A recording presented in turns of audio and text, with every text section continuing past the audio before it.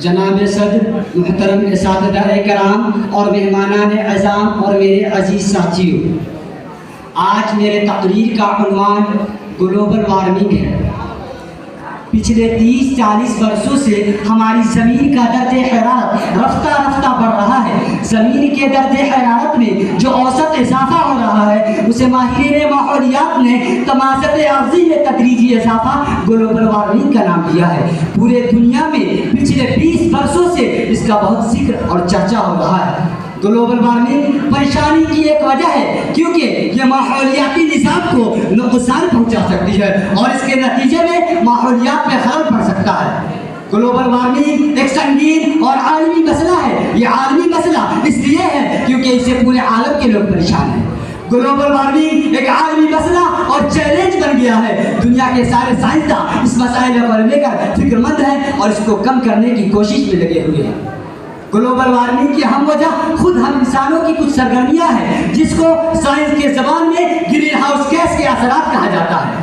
ہمیں یہ جاننا چاہیے کہ درجہ حرارت میں یہ اضافہ قدرتی اور انسانی ساختہ دونوں صورتوں میں ہوتا ہے۔ درجہ حرارت میں قدرتی اضافہ جو ہوتا ہے وہ مختلف جغرافیائی عمل کے نتیجے میں ہوتا ہے۔ اس کے ساتھ انسانی عوامل کی وجہ سے درجہ حرارت میں اضافہ زمین کے پورے زندگی کے لیے نقصان دہ ہے۔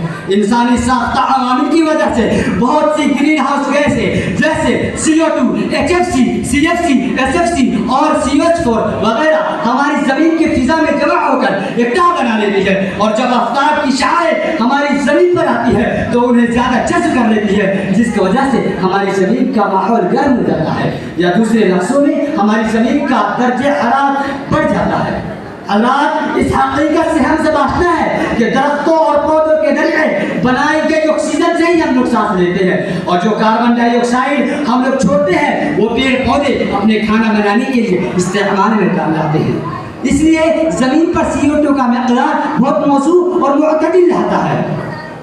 ہمیں چاہیے کہ ہم لوگ کا زمین جو ہے وہ ایک سیارہ ہے جو پودوں اور جانوروں کے لیے بہت مناسب ہے۔ دوسرے سیاروں کا ماحول پودوں یا جانوروں کے لیے ٹھیک نہیں ہے، یا تو بہت ہی گرم ہے یا تو بہت ہی ٹھنڈا۔ ہماری زمین کا درجہ حرارت بہت موزوں ہے اور معتدل ہے، اس لیے ہم سبھی کو اپنی زمین کو زیادہ گرم ہونے سے بچانے کے لیے لگاتار کوشش کرنی ہوگی۔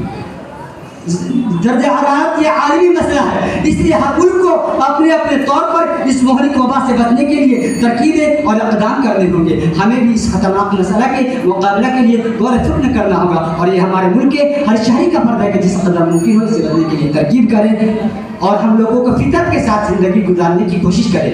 وما توفیقی الا باللہ۔